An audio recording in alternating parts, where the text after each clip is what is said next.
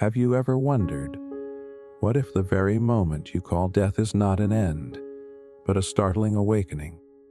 Imagine that your last breath here might actually be your first breath somewhere else. The thought unsettles us because it contradicts nearly everything we are taught about life's final chapter. Yet, what if death is just another kind of birth? A door opening instead of closing, a new dream beginning instead of all dreams ending. Oh, now, as we step into this exploration together, let me ask you something important. If you discovered that death is nothing more than waking up in another reality, would that comfort you, or disturb everything you've believed until now? Share that thought in the comments while you drift deeper into this mystery. It may reveal more about your mind than you expect. For centuries, cultures around the world have painted death not as a finish line but as a passage. The Tibetan Book of the Dead describes the bardo, a transition state between lives, where consciousness wanders in a dreamlike field before choosing its next form. Ancient Egyptians imagined the weighing of the heart, where your soul was measured against the feather of truth, not to end your story, but to redirect it. Even the ancient Greeks spoke of the river Lethe, where souls would drink to forget their past lives before stepping into new ones. These echoes across civilizations suggest that humans have always suspected something profound, that the end is never really the end. Modern science, too, has begun touching the edges of this riddle. Dr. Sam Parnia from New York University conducted extensive studies on patients who experienced cardiac arrest. His research, published in Resuscitation in 2014, revealed that some people retained awareness for several minutes after their hearts had stopped. They described floating above their bodies, hearing doctors' voices, or traveling through tunnels of light. These accounts challenge our conventional definitions of consciousness. If the mind can survive clinical death, even for a few minutes, what does that imply about the moments beyond? You can imagine lying there, your eyes closed for the last time. The hospital monitor flatlines. Your loved ones whisper their goodbyes. Yet instead of vanishing, you suddenly find yourself standing in a corridor, or maybe floating in an expanse of stars, feeling oddly awake. That scenario feels impossible, and yet thousands of near-death survivors have painted pictures not too far from this. They speak of overwhelming peace, of conversations with beings of light, of seeing their lives replay as if on a cosmic screen. Consider Pam Reynolds, a famous case documented in the early 1990s at the Barrow Neurological Institute in Arizona. During a rare brain surgery, her body was cooled, her blood drained, her brain waves flatlined. Clinically, she was dead, yet when revived, she described floating outside her body, witnessing details of the surgical tools and conversations that she could not have perceived physically. Researchers have debated her account for decades, but whether explained by brain chemistry or something beyond, her story continues to disturb and inspire. And here's the haunting thought. If death is waking up elsewhere, then everything you do here might just be a rehearsal for that awakening. Every kindness, every cruelty, every moment of awareness, what if they are not erased, but carried like luggage into the next dream? Imagine drifting from this life straight into another, without pause, without gap, as if one long dream flows into the next. So, as you listen, allow yourself to soften into this paradox. Death could be an ending or a doorway. It could be silence or music in another key. Perhaps the question is not whether death is final, but whether anything ever truly ends at all. And with that thought, we move into the echoes of ancient civilizations, who left us clues that death is not disappearance, but transformation. What if the civilizations we call ancient were not primitive at all, but were guardians of truths about death and consciousness that we have only just begun to rediscover? Imagine for a moment that the pyramids, the temples, the sacred texts were not just cultural artifacts, but coded instructions for understanding what happens when the body dies. Could it be that their symbols were never meant to preserve history, but to guide souls through eternity? When you think of the Egyptians, it's easy to imagine grand tombs and golden sarcophagi. But behind the treasures was a philosophy, the belief that death was a continuation, not a termination. The pyramid texts, dating back over 4,000 years, describe the soul's journey through the afterlife. The pharaoh's spirit was believed to pass through trials, merge with stars, and eventually become one with the gods. Archaeologists once assumed these were just myths. Yet some modern scholars, like Dr. Jeremy Nadler from Oxford, suggest these texts may encode altered states of consciousness, states not unlike near-death experiences reported today. The Tibetans, centuries later, echoed similar ideas. The Bardo Thodol, or Tibetan Book of the Dead, was written in the 8th century and still read to the dying today. It describes visions of light, peaceful deities, and terrifying illusions that a soul encounters after death. But the book emphasizes something radical, that these visions are projections of one's own mind. In other words, what you experience after death might not be imposed from outside, but shaped by your own consciousness. You felt it in dreams before, haven't you?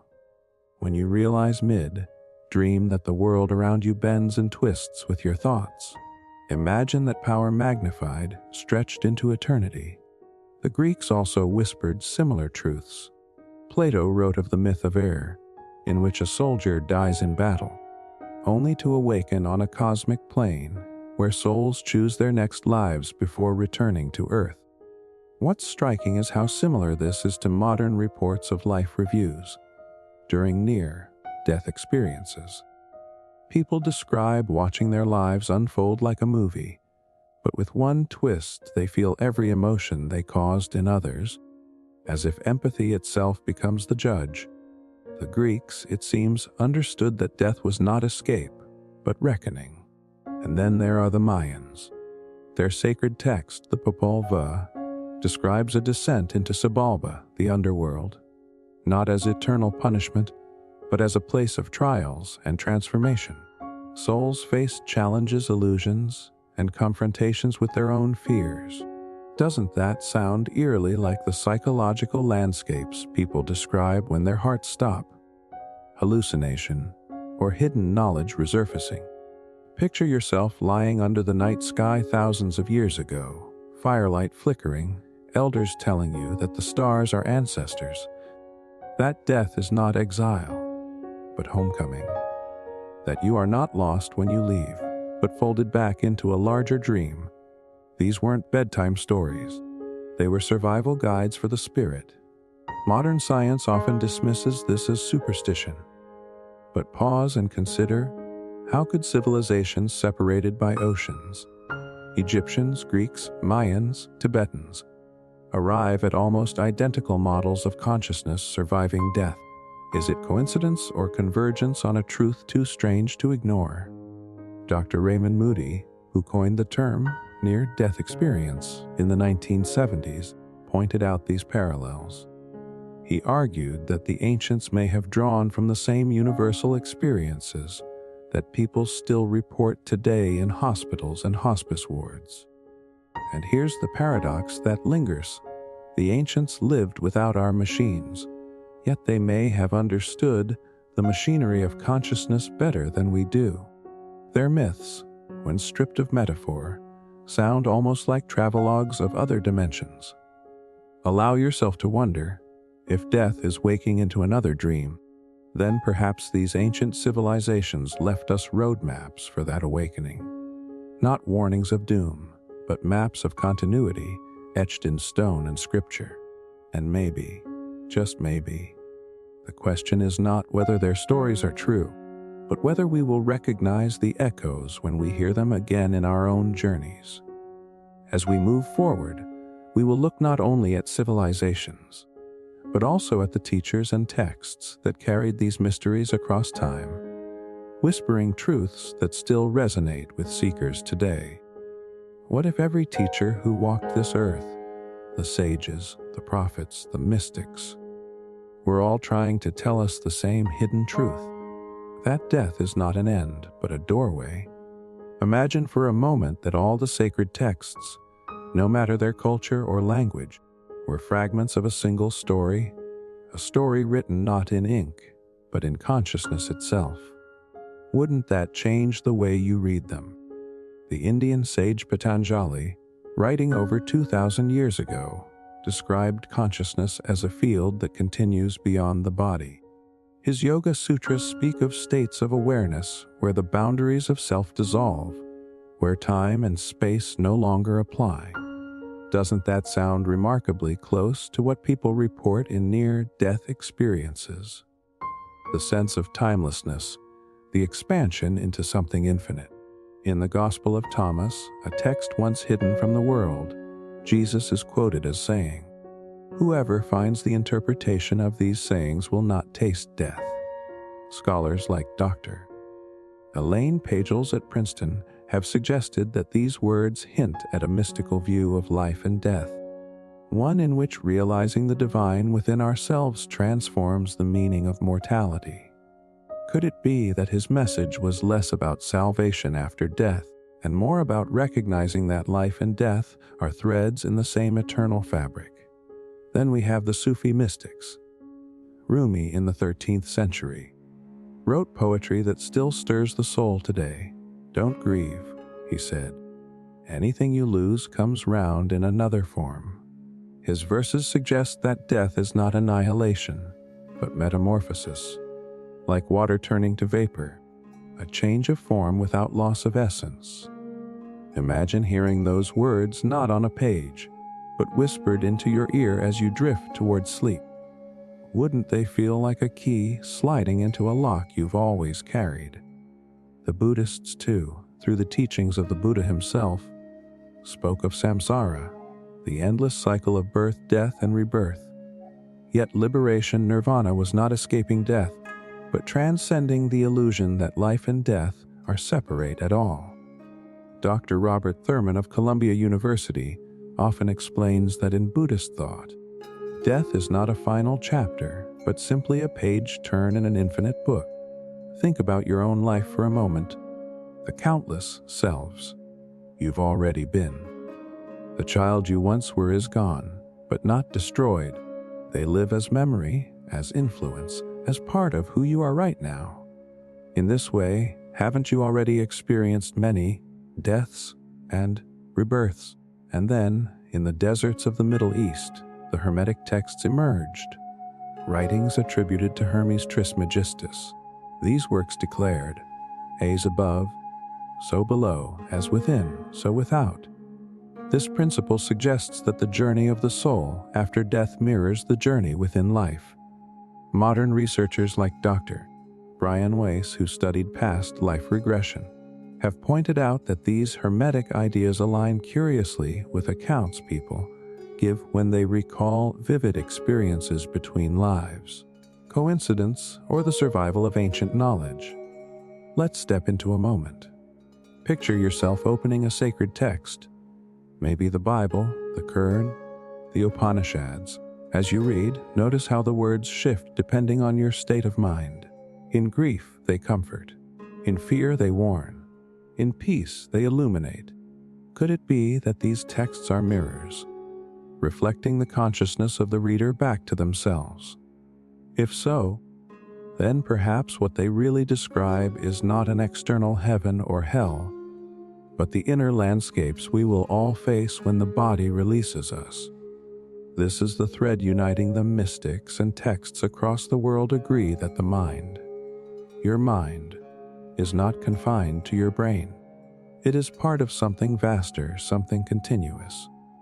And if consciousness extends beyond death, then all of these teachings might be less about preparing for an ending and more about recognizing that we have always been infinite. Pause here for a moment, let those words sink in. Death as awakening. Death as continuation, death as reflection. You don't need to decide whether it's true or false right now. Just notice how the possibility feels in your body. Does it scare you? Or does it feel strangely familiar, like a memory you can't quite place? And so, as we leave the teachers and their timeless texts, we carry forward a question. If mystics across cultures all pointed to life after life, why does modern science so often resist it? To explore that, we must step into the laboratories and revolutions of scientific thought itself. What if the very foundations of modern science, the discipline we trust to explain our reality, were built not to explore consciousness, but to avoid it?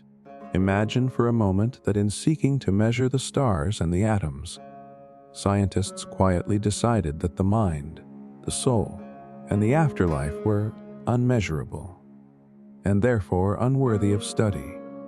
Doesn't that seem like an odd place to draw the line? Especially when consciousness is the very thing allowing us to ask the questions at all. The scientific revolution of the 17th century gave us giants like Isaac Newton.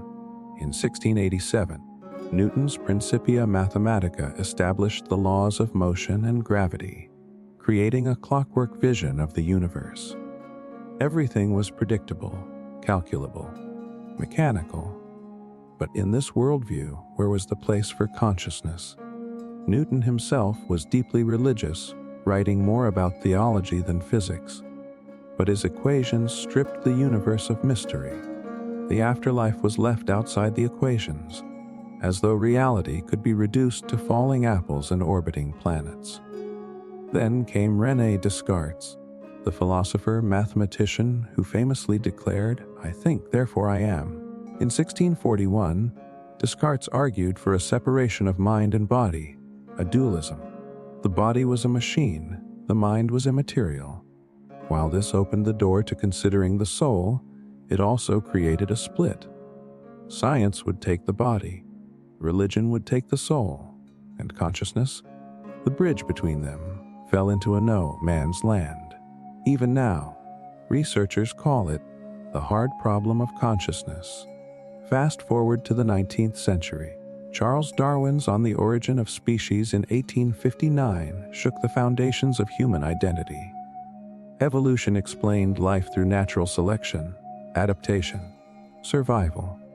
Suddenly, the story of creation wasn't about divine intention, but random mutation. Many concluded that if life itself was a product of chance, then death was simply oblivion. Yet Darwin himself never claimed to solve the riddle of consciousness. Evolution explained the machinery of bodies, but not the spark that looks out through your eyes. Isn't it strange that we took an explanation for biology and assumed it was also an explanation for the soul? As psychology emerged in the late 19th and early 20th centuries, figures like Sigmund Freud and Carl Jung began to explore the inner life. Freud in Vienna spoke of unconscious drives, repression, dreams as wish fulfillment.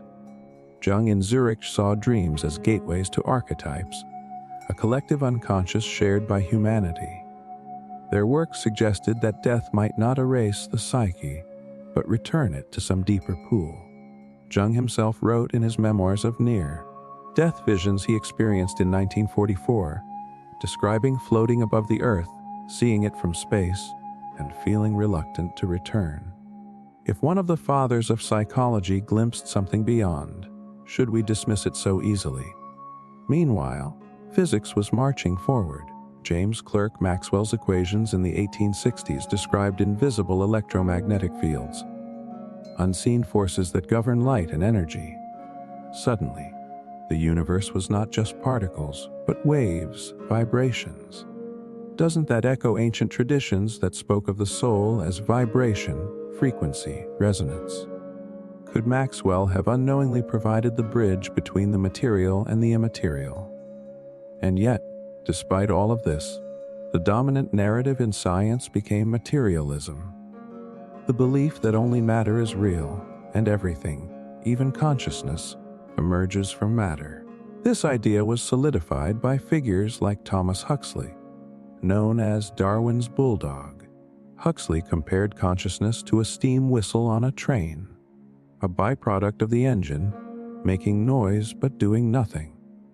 According to this view, your awareness is just the side effect of neurons firing. But if that were true, why would the experience of being you feel so central, so undeniable? Consider this thought experiment. Imagine holding a brain in your hand, every neuron intact. You could map every electrical impulse, measure every chemical release. But would that tell you what it feels like to love, to dream, to face death? No equation explains the qualia, the raw experience of being. Science could dissect the brain forever and still not capture the mystery of consciousness. Picture yourself as one of those early scientists. You are staring through a telescope, discovering moons around Jupiter. You are peering into a microscope, watching tiny cells divide. You feel the thrill of understanding, and yet, when you close your eyes, you are confronted by the greatest mystery of all. Who is the I that sees? That question has haunted every researcher, every philosopher, every mystic. Perhaps it is the thread connecting science and spirituality, a thread we lost when we built the walls too high between them. The foundations of modern science gave us incredible tools, but they also gave us blind spots. By excluding consciousness, by labeling death as an end, they simplified reality into mechanics. And yet, cracks in the materialist worldview were already forming. Strange reports, anomalous experiences, visions that refused to fit the model kept surfacing. Science tried to sweep them aside, but reality, it seems, has a way of returning. As you drift deeper into this journey, consider this: if the very foundations of science were built without accounting for the soul, then maybe the next revolution is not about splitting atoms or decoding DNA, but about reuniting consciousness with the cosmos.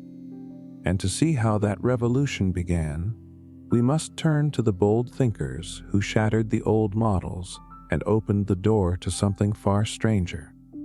What happens when the very framework of knowledge we rely upon suddenly breaks? Imagine believing for centuries that the universe is a perfect, predictable machine, only to discover cracks in the gears. Cracks that suggest the machine might be alive, unpredictable, even conscious. Revolutions in scientific thought have always shaken not just laboratories, but entire civilizations. They force us to rethink who we are and what might happen when we die. The early 20th century delivered the first great shock, Albert Einstein's theory of relativity.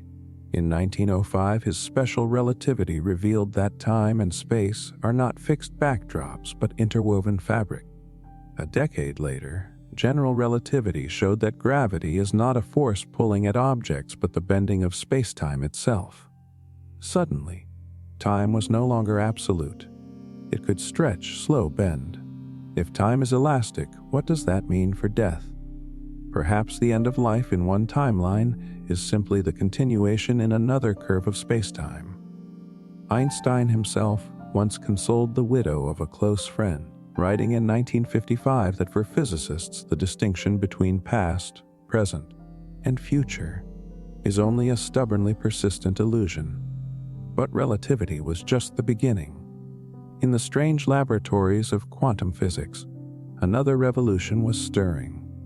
In the 1920s, Niels Bohr in Copenhagen and Werner Heisenberg in Germany revealed that at the smallest scales, particles do not behave like solid marbles.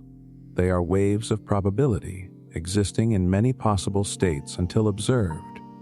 Heisenberg's uncertainty principle, proposed in 1927, shattered the idea of exact predictability. The observer seemed to matter. Could it be that consciousness itself collapses possibility into reality? Erwin Schrödinger's famous thought experiment in 1935, the cat both alive and dead until observed, illustrated this paradox. But Schrödinger himself, deeply influenced by Vedantic philosophy, believed consciousness was fundamental, not an accident of matter. He once wrote, "In truth, there is only one mind. If the pioneers of quantum theory themselves were questioning the line between matter and mind, should we be so quick to dismiss the link between physics and the afterlife? Another seismic shift came with the rise of chaos theory in the 1960s. Edward Lorenz, a meteorologist at MIT, discovered that small differences in initial conditions could lead to vastly different outcomes. The famous butterfly effect.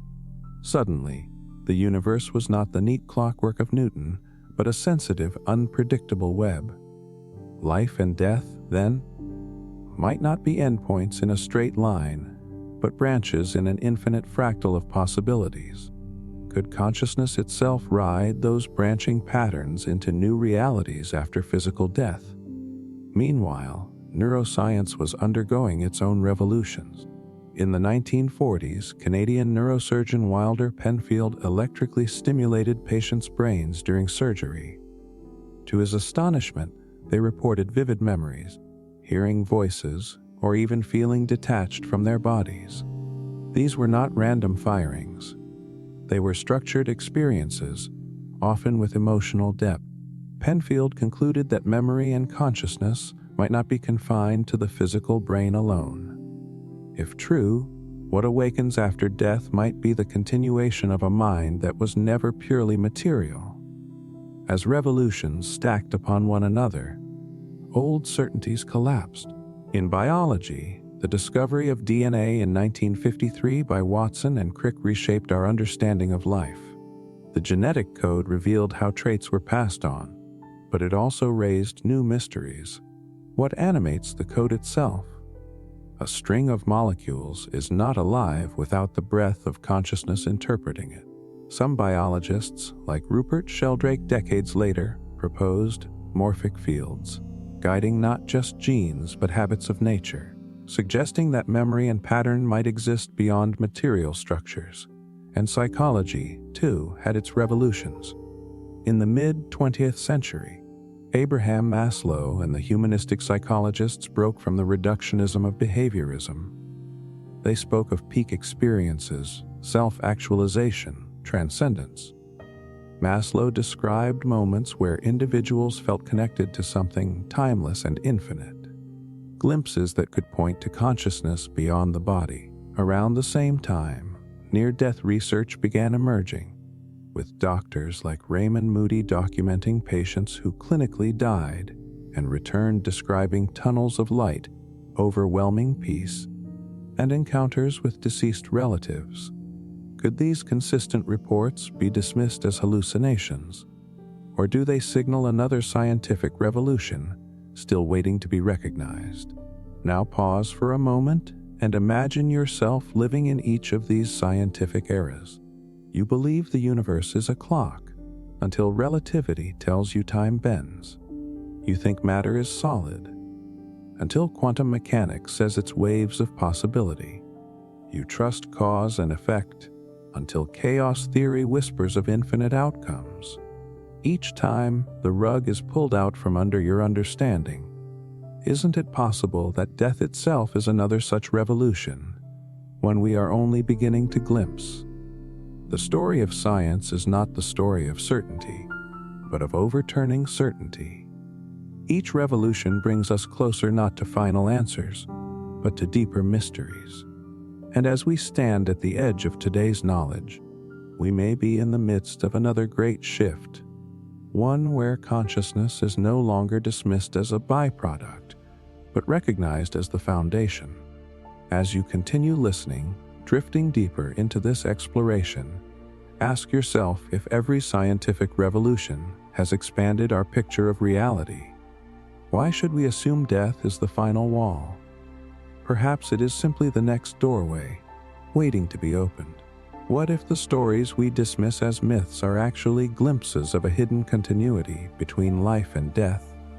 Across centuries, strange accounts appear in dusty chronicles and whispered traditions, reports of souls wandering, of voices from beyond, of death not as an end but as a doorway. History is not only battles and kings, it is also the fragile record of human encounters with the unknown. These encounters disturb, inspire, and challenge the very boundaries of existence. In 415 BCE, during the Peloponnesian War, Greek historian Herodotus described tales of soldiers who collapsed in battle, seemingly lifeless, only to awaken days later with vivid accounts of other realms. One such man, Aristeas of Proconnesus, was said to have left his body, traveled vast distances in spirit, and returned to recount his visions. Were these hallucinations or early reports of near-death experiences? In 81 CE, Roman naturalist Pliny the Younger documented spectral appearances in haunted houses. But among his letters is a quieter mystery. He wrote of his uncle, Pliny the Elder, who perished during the eruption of Mount Vesuvius. Witnesses claimed that in his final moments, Pliny the Elder calmly spoke of being guided by voices, urging him not to fear. Was this merely courage, or did he sense a passage into something beyond? Medieval Europe carried its own troves of strangeness. In the 12th century, Benedictine monk Orderic Vitalis recorded the story of a knight who fell unconscious and awoke, describing vast landscapes of light and shadow, where souls awaited judgment. Though framed in Christian imagery, the structure of his journey, tunnels, guides, revelations, echoes modern near-death experiences. It is as though across centuries, across religions, the pattern repeats. People return from the edge with visions of continuity. In the East, Tibetan chronicles speak of delogs, individuals who die for days, traverse other realms, and return with guidance for the living. In the 17th century, a Tibetan woman named Dawa Drolma was said to have spent 5 days in the Bardo, the intermediate state described in the Tibetan Book of the Dead. Upon awakening, she dictated intricate visions of realms, deities, and karmic balances, much of which aligned with canonical texts she had never studied. How do we explain such consistency between lived experience and sacred description? Even in more recent centuries, strangeness lingers. In 1742, Swedish scientist and mystic Emanuel Swedenborg suffered a near-fatal illness. During his recovery, he reported journeys into spiritual worlds, encounters with angels, and visions of those recently deceased. Swedenborg went on to document these realms in meticulous detail, insisting that consciousness persisted after death. Though ridiculed by many contemporaries, his writings influenced philosophers like Kant and later spiritual movements across Europe. Fast forward to 19th century America. During the Civil War, newspapers carried testimonies of soldiers revived from the brink of death. Some spoke of radiant lights, others of seeing fallen comrades beckoning them onward. These stories spread quietly in camps, offering solace to men facing mortality each day. Were these just the brain's final flickers under duress, or fragments of something larger, refracted through human courage and fear? Imagine yourself for a moment in one of those tents, the air thick with smoke, hearing a fellow soldier whisper that he saw a light calling him back. Would you dismiss him? Or would you wonder whether the line between this world and the next is thinner than you thought? Not all accounts are tied to trauma. In Victorian England, the Society for Psychical Research, founded in 1882, began systematically cataloging deathbed visions. One report, published in 1894, described a woman who saw her recently deceased brother standing at her bedside, reassuring her as she slipped away. Multiple witnesses confirmed her calm demeanor and final smile. For the researchers, such cases were not proof, but patterns, and patterns have power. Anthropologists, too, have found recurring motifs. In Native American traditions, stories often speak of the soul traveling westward after death, toward the setting sun, where ancestors await. In Polynesian cultures, the spirit is believed to climb a cosmic tree or mountain, bridging this world and the next. Though details differ, the underlying message is the same: death is transition, not termination. Could it be that history's strangest accounts are not anomalies, but fragments of a larger tapestry we've only begun to recognize. When we place them side by side, from ancient Greece to Tibetan dialogues, from Swedenborg's visions to Civil War testimonies, a curious resonance emerges. The imagery may shift, but the themes endure: continuity, guidance, light, reunion. Now, as you listen in the quiet of your own room, allow yourself to imagine these stories not as distant myths, but as echoes of a possibility that touches you directly. What if the boundary between life and death is porous, and these accounts are footprints across the threshold? Drifting deeper into this thought, consider how history may not just record wars and inventions, but also humanity's earliest dialogues with eternity. Perhaps our ancestors were not mistaken dreamers, but early explorers of the same mystery we face today. And perhaps, when your time comes, you too will become part of that unbroken story. A story where death is not the end, but the beginning of another chapter. What if the strangest stories are not locked in dusty libraries or ancient scrolls, but unfolding right now, in our own time? We often imagine the modern age as rational, scientific, immune to myth. And yet the unexplained still breaks through the cracks. Strange phenomena occur in hospitals, in airplanes, in ordinary living rooms. They resist explanation, as if reality itself is reminding us that mystery is never far away. In 1975, Dr. Raymond Moody published Life After Life, compiling more than 150 cases of people revived after clinical death. His patients described tunnel lights, life reviews, and overwhelming feelings of peace. Moody coined the term near-death experience, or NDE, and what had once been whispered in secret suddenly became part of cultural conversation.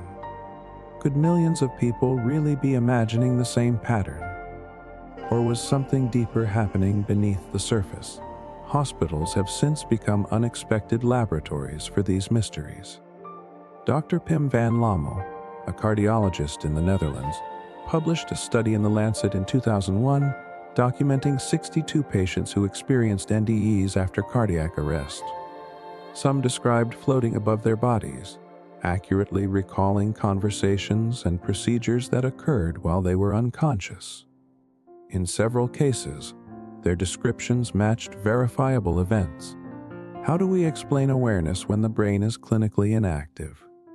And then there are the children. Dr. Ian Stevenson of the University of Virginia spent decades investigating cases of children who claimed to remember past lives.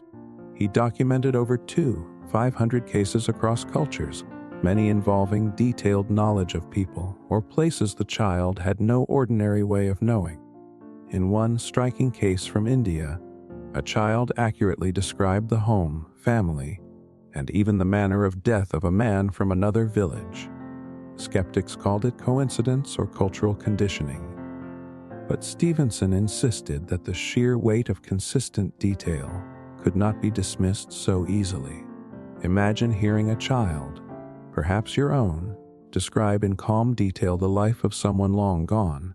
Would you brush it aside? Or would you feel a chill, a hint that consciousness may travel further than we dare believe?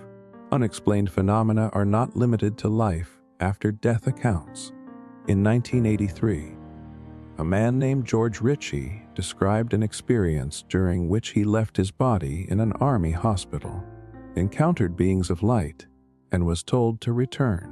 His story inspired Dr. Moody's research and later fueled entire waves of study into spiritual dimensions of consciousness. Each testimony feeds into the next, as though individuals are pointing to a vast landscape beyond our normal map of reality. Even military archives contain anomalies. The CIA's declassified Stargate project, running from the 1970s through the 1990s, investigated remote viewing, the alleged ability to perceive distant locations without physical presence. While the program's results remain controversial, documents reveal that some remote viewers produced information accurate enough to assist intelligence operations. If consciousness can reach across space, why not across life and death? Technology has also created new arenas for the mysterious. In 2014, researchers at Southampton University studied over 2,000 cardiac arrest survivors. Nearly 40% reported a sense of awareness during unconsciousness. One man recalled watching his resuscitation for several minutes. A memory later confirmed by staff. If consciousness continues when measurable brain activity does not, then perhaps death itself is not an end, but a threshold. Consider how unsettling this is. You've been taught that life is anchored in neurons and synapses.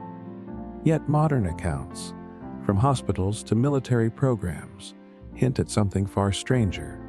Awareness that survives, travels, persists. Could it be that our understanding of reality is as outdated as believing the earth is flat? Ordinary people, too, bring forward reports that resist easy dismissal.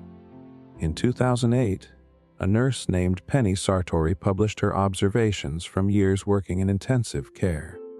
Patients often described meeting deceased relatives or being gently told it wasn't their time. These reports were consistent across backgrounds, beliefs, and ages. Sartori concluded that such experiences could not be brushed aside as mere hallucination. Let's pause for a moment. Imagine yourself lying in a hospital bed, drifting at the edge. Machines hum, doctors work, but your awareness slips free. You find yourself watching from above, calm, detached, even curious. Then, light, a presence. A question: do you want to stay? Do you want to return? When you awaken, everything is different. You've glimpsed something no one can quite explain. How would you live after that? The deeper implication of all these modern accounts is that consciousness might be far more resilient than material science has assumed. It might not be produced by the brain at all, but instead filtered through it, the way light shines through a prism. If so, then death is less a collapse than a release, like stepping out of a narrow room into a wide, open landscape.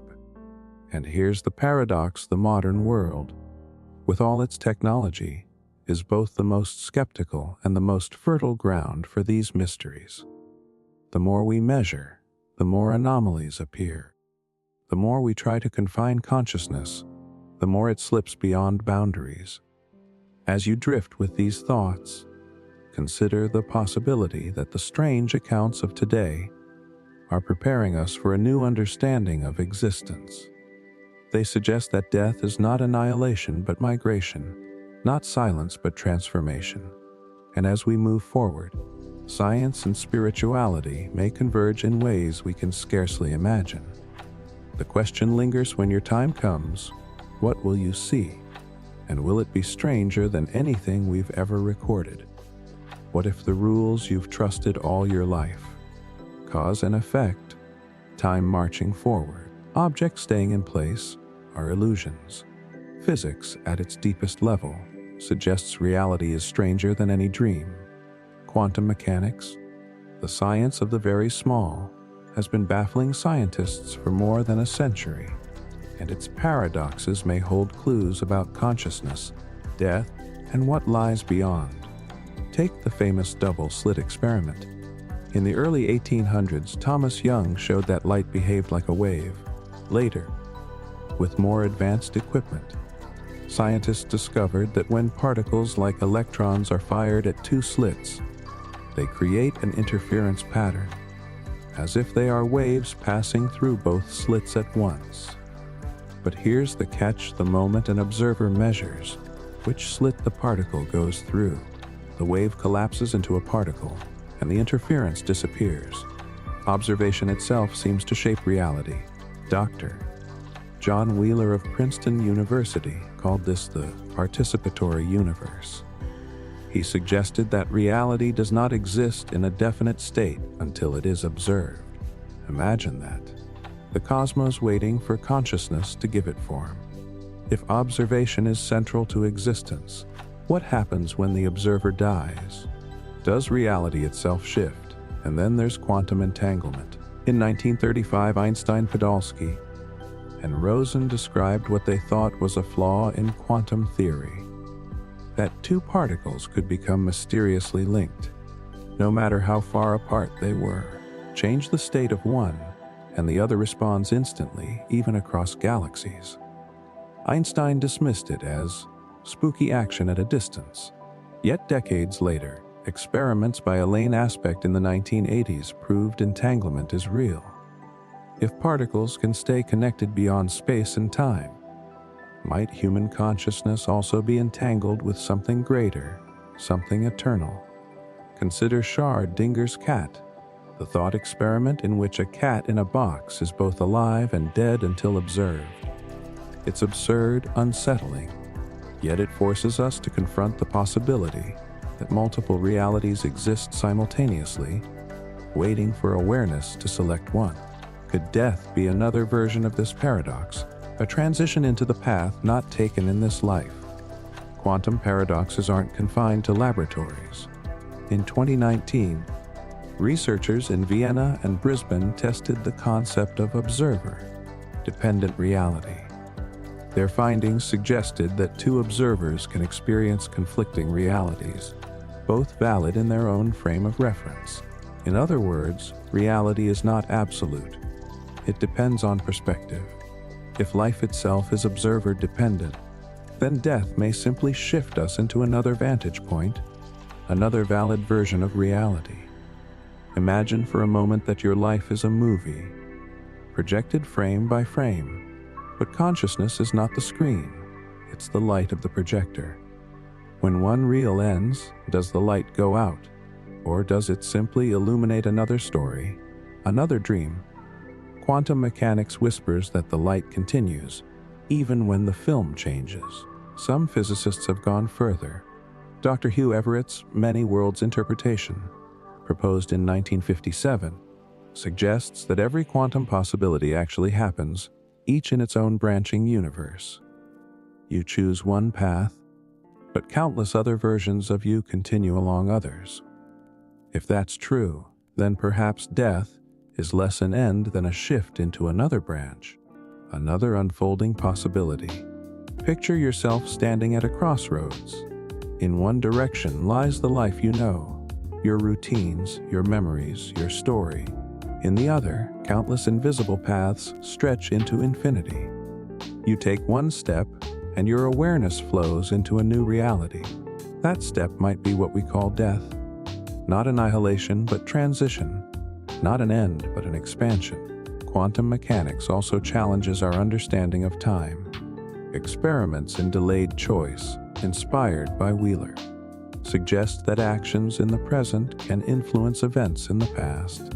Imagine dropping a stone into a pond and watching the ripples flow backward as well as forward. If time is not linear, then perhaps death is not the future we fear, but a doorway that connects all moments at once. Even respected figures like Nobel laureate Niels Bohr reminded us, if quantum mechanics hasn't profoundly shocked you, you haven't understood it yet. And shock it does. It challenges the assumption that we are passive spectators in a mechanical universe. Instead, it hints that we are active participants, co-creators, entangled with every particle, every possibility. Let this sink in as you drift deeper. If your thoughts can collapse a wave into a particle, if your awareness can connect across space like entangled twins, if multiple versions of you exist right now, then what is death? Perhaps only the loosening of one perspective, the shifting of the observer, the continuation of light into another frame. Close your eyes. Feel the paradox. You are here, and yet you are more than here. You are bound, and yet you are infinite. You are alive, and perhaps already alive in countless other realities. Quantum physics suggests that nothing is as final as it seems. And so, as you drift further into this exploration, allow yourself to imagine that death itself may be just another quantum leap, a step into a superposition of possibilities where consciousness never truly ends. What if reality itself is not fixed, but a shifting landscape of probabilities? Imagine rolling a dice, 6 outcomes are possible, but only one appears when it lands. Quantum theory suggests that life operates in a similar way. The universe is not made of certainties, but of likelihoods, patterns of possibility waiting for an observer to give them form. This idea traces back to the early 20th century, when physicists like Werner Heisenberg introduced the uncertainty principle. Heisenberg showed that you cannot know both the position and momentum of a particle with perfect accuracy. The more you know about one, the less you know about the other. It wasn't just a limitation of measurement, it was woven into reality itself. At the smallest scales, certainty is replaced by probability. In 1926, Max Born proposed that the mathematics of quantum mechanics should be read as probability waves. A particle doesn't exist in one definite place until measured. It exists as a cloud of potential outcomes. When observation occurs, one outcome becomes real, and the rest fade away. But where do those other possibilities go? Do they vanish, or do they continue in unseen dimensions? Imagine your life as a series of dice rolls. Each choice you make, each turn of events exists as probability until the moment it unfolds. You choose one path, but countless other versions of you might unfold elsewhere. Marrying another partner, taking another job, living in another city. Could death be the point at which probabilities no longer collapse into one reality, but expand into many? Dr. Richard Feynman, Nobel Prize-winning physicist, once described quantum mechanics as nature exploring every possible path before deciding which one to display. In his path integral formulation, a particle doesn't just take one route, it explores all possible routes simultaneously, with each contributing to the final outcome. Think about what that implies for consciousness. If every path exists at once, then perhaps every version of your life and every version of your death is real somewhere. Let's bring this closer. Imagine you're standing at a doorway. Behind it are infinite possible rooms. Some are bright, others dark, some familiar, others utterly strange. Probability is the architecture of those rooms. Your awareness, your act of walking through the door, determines which room you step into. But what if death is simply walking through without limitation, entering a place where all rooms become accessible at once? Even in neuroscience, probability plays a role. The brain itself doesn't operate as a strict machine, but as a probabilistic system. Dr. Carl Friston, a neuroscientist at University College London, developed the free energy principle, suggesting that the brain constantly predicts probabilities about the world and updates itself when surprised. Your experience of reality is not raw data, but a dance of probabilities filtered through expectation. If the mind already works this way, then perhaps consciousness after death continues in a probabilistic form, weaving new realities from infinite options. History gives us stories that echo this. Ancient Buddhist teachings spoke of the bardo, a transitional space after death where countless possibilities arise before rebirth. In Tibetan texts, it is described as a realm shaped by probability, where thoughts themselves determine the next reality you enter. Thousands of years ago, without quantum physics, they imagined something remarkably similar, that existence is a flow of probabilities, not certainties. And there are personal stories too. People who have had near-death experiences often describe a sensation of multiple choices, as though they could stay in another world or return to this one. One woman described standing in a field of light, feeling she could step forward into another life or turn back to this one. Her account echoes the same question physics asks: how does consciousness select among probabilities? Think of your own life. How many times have you felt at a crossroads, one choice pulling you one way, another pulling you in a different direction?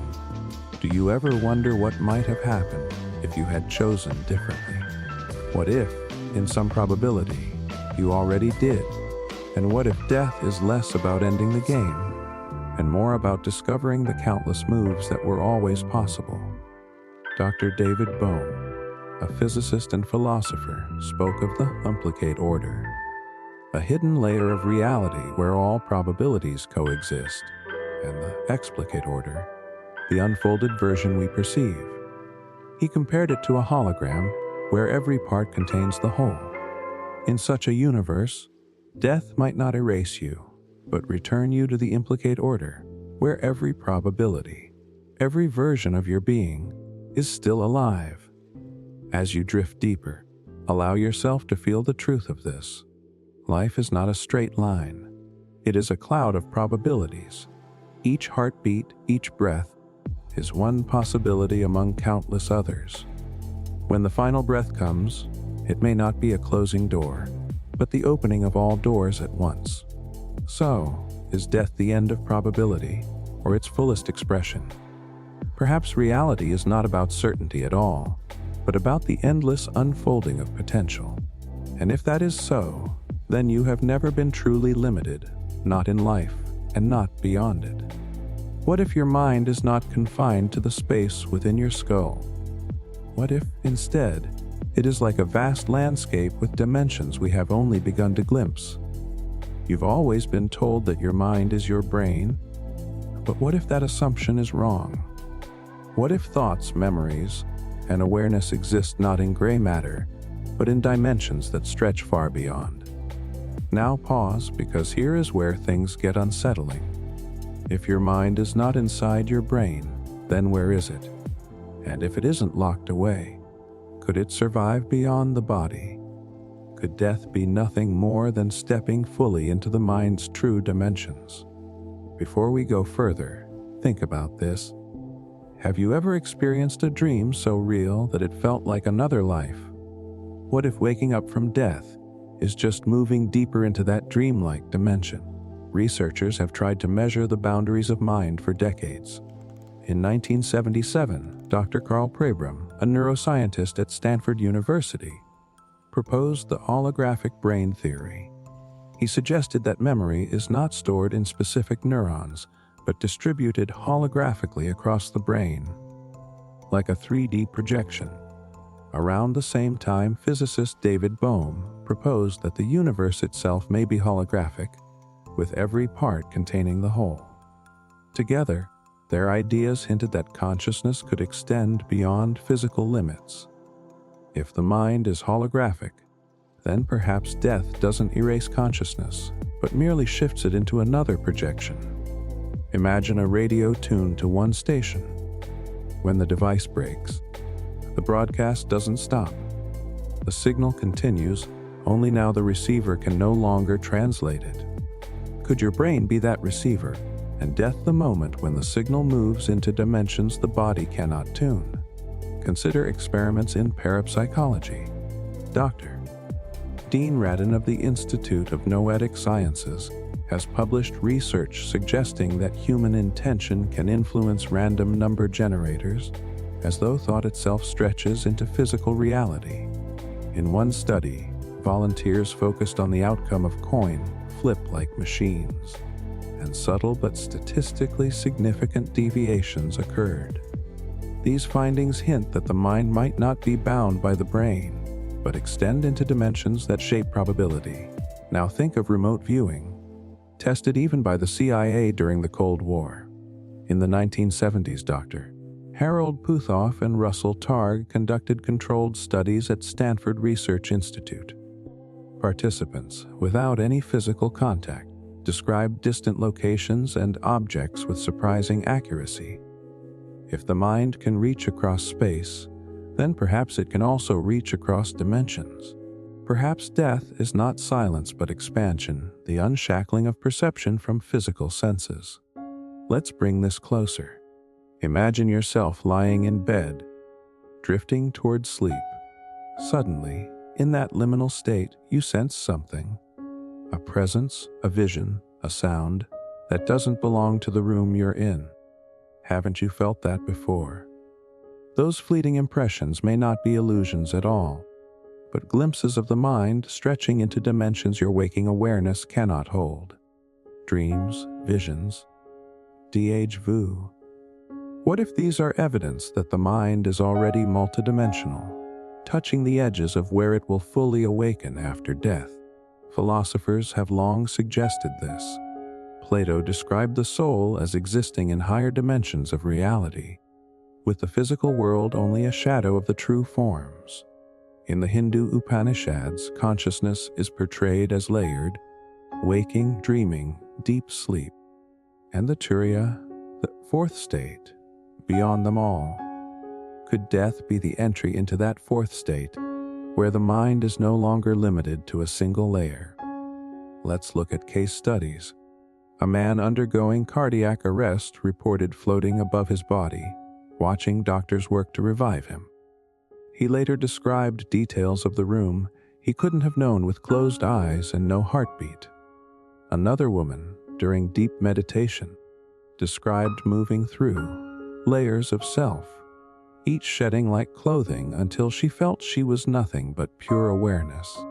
Both accounts mirror the idea of the mind as multi-dimensional, not confined to biology.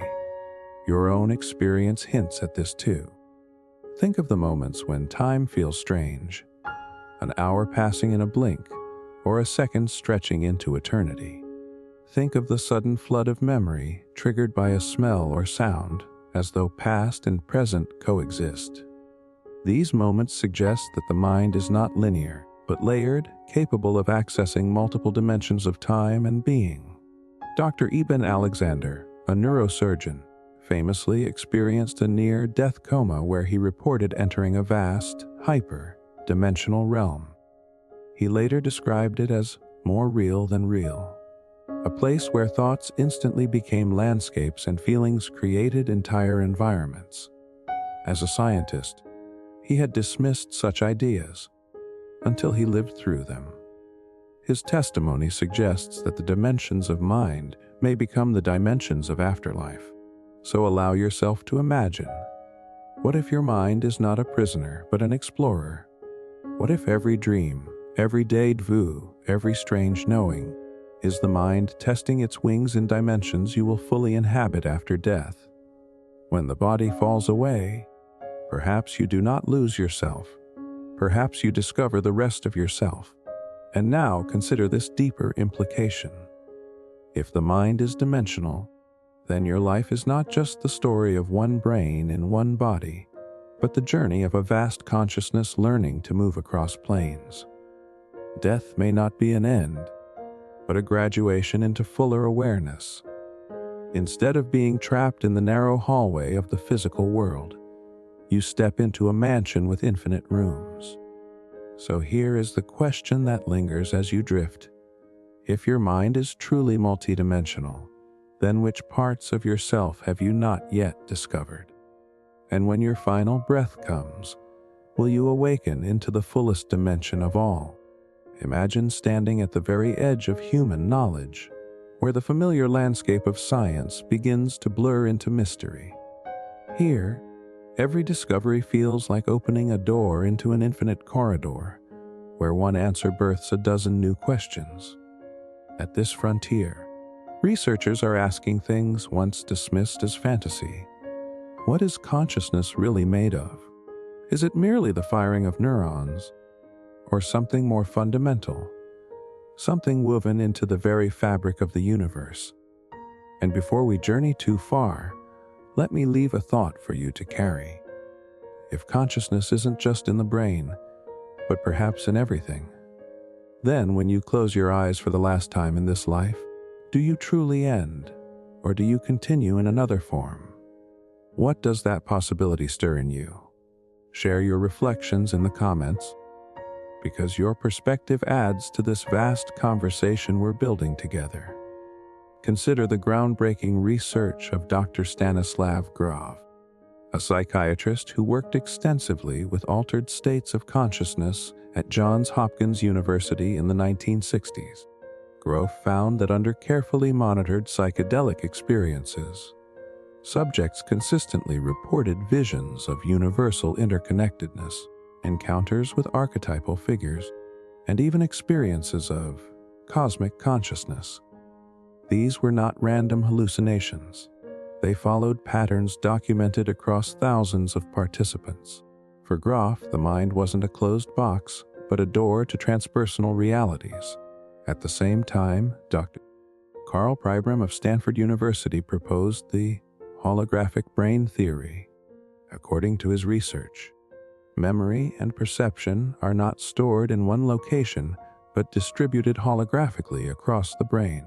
This mirrored physicist David Bohm's idea of the implicate order, where the universe itself may be holographic, every part containing the whole. Put together, these ideas suggest that your awareness may not be bound to a fragile organ, but linked to a cosmic information field. Dr. Dean Radin of the Institute of Noetic Sciences has published peer-reviewed experiments suggesting that human intention can subtly affect physical systems. In controlled laboratory settings, random number generators shifted their patterns in correlation with focused human attention. Critics argue the effects are small, but statistically, they're difficult to dismiss. If mind influences matter at even the tiniest scale, then perhaps reality is not as rigid as we were taught. Now, imagine for a moment that you are participating in such an experiment. You're seated in a quiet room, a device generating thousands of random digits by the second. You're asked to focus to simply will the machine to favor ones over zeros. Hours later, when the data is reviewed, patterns appear where pure chance should reign. How do you feel, knowing that your silent thought may have nudged reality itself? That sense of quiet power, it lingers, doesn't it? Another example comes from near-death research. Dr. Pim van Lommel, a Dutch cardiologist, published a famous 2001 study in The Lancet.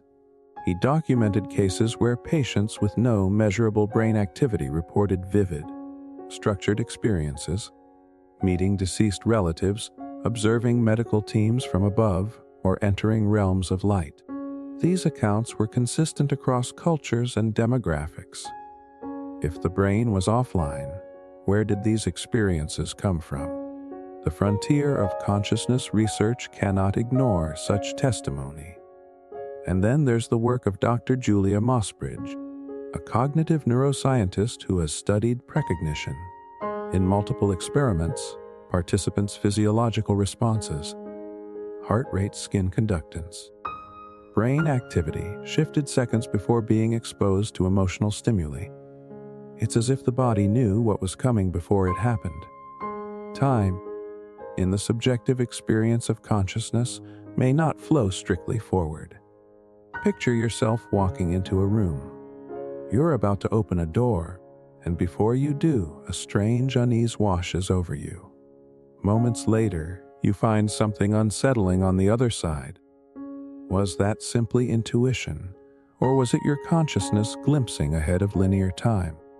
These are not just questions for mystics.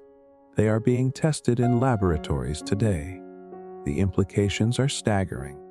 If consciousness can exist beyond brain activity, if it can influence matter, if it can transcend time itself, then death might not be the end, but merely a transition. The cessation of physical processes may be like switching channels on a cosmic radio, with awareness tuning into another frequency. This brings us back to traditions long dismissed by modern science. The Tibetan Book of the Dead describes stages of consciousness unfolding after physical death, as if the mind navigates through layers of reality. Indigenous shamans speak of journeying into other realms, bringing back knowledge for their communities. Today, researchers are finding parallels between these teachings and the reports of near-death survivors, psychonauts, and meditators. Different languages, but perhaps pointing to the same frontier. As you continue to listen, notice how these ideas ripple through your own thoughts. Imagine scientists and mystics, each holding a fragment of a larger puzzle, walking side by side along the same mysterious path. Picture the laboratories filled with glowing screens and the meditation halls filled with silence, both seeking the same hidden truth. And so we return to the question, what is consciousness? A byproduct of neurons, or the fundamental essence from which everything else springs? If it is the latter, then perhaps you are not simply in the universe. You are of it, inseparable from its unfolding. Death, in that light, is not an erasure but a continuation, a doorway, not a wall. The frontier of consciousness studies does not give us final answers, but it gives us glimpses that challenge everything we thought we knew. And as you drift deeper into this exploration, let yourself wonder, when your time comes, will you wake up to yet another dream? What if the truths about life after death were already known, not hidden by the limits of discovery, but concealed by choice? Imagine entire libraries of wisdom locked away, scrolls burned, testimonies erased from public memory. The thought alone is unsettling, because it suggests that what you've been told about existence, about consciousness, about death, might be only a carefully curated fragment of reality. And let me ask you directly, if there truly were knowledge proving consciousness survives death, but authorities suppressed it for centuries, how would that change your trust in history? Would it make you angry, or would it excite you to know the answers have been waiting all along? Share what stirs in you, because this question cuts deeper than simple curiosity. It strikes at the foundations of trust itself. Throughout history, suppression of knowledge has taken many forms. In 391 AD, the Library of Alexandria was destroyed, erasing countless texts that might have detailed ancient theories of the soul. Imagine the manuscripts, Egyptian, Greek, Indian, Persian, now nothing more than ash.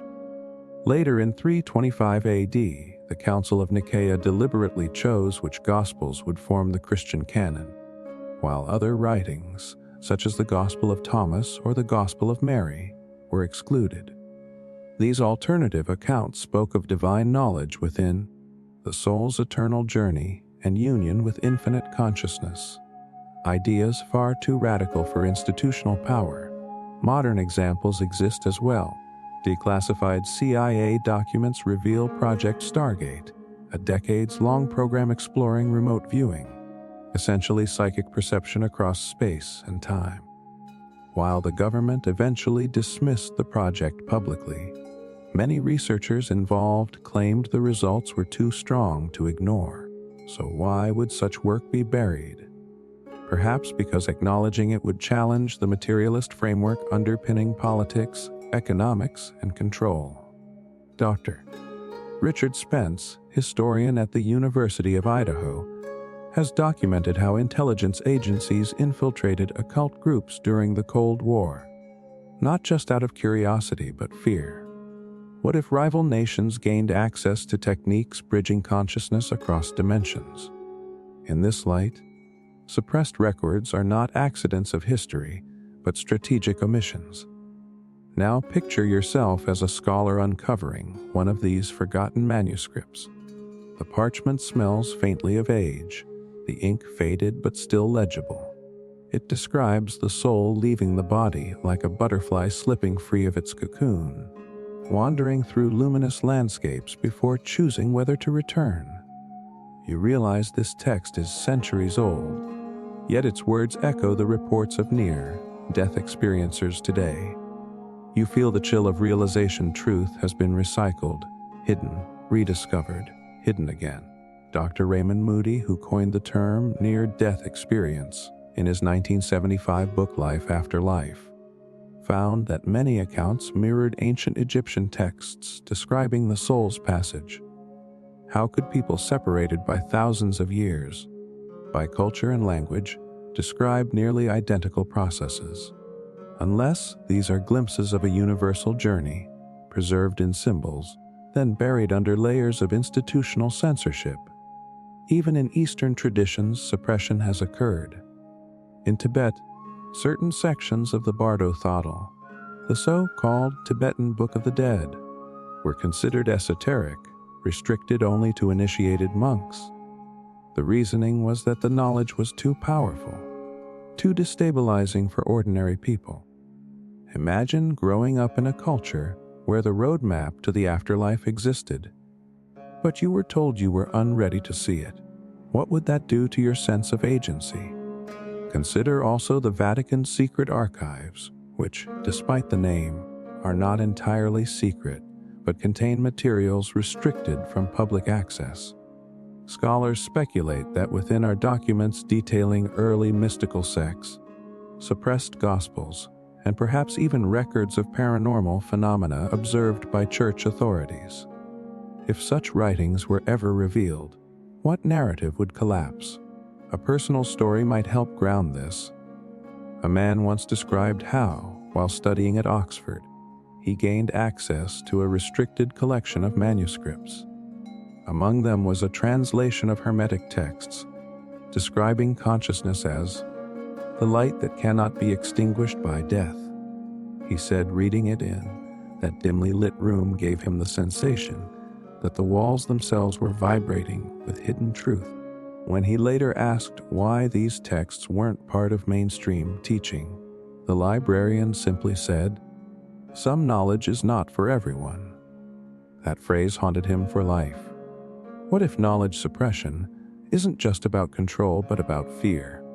Fear that if people realize death is not the end, the structures of power, religious, political, even economic, would collapse. If death loses its sting, what leverage does authority have? Armies march under fear of death. Taxes are paid with promises of salvation. Remove the finality of death, and entire systems unravel. Dr. Brian Weiss, a psychiatrist who accidentally discovered past life recall during hypnotherapy, reported that many of his patients described consistent afterlife realms.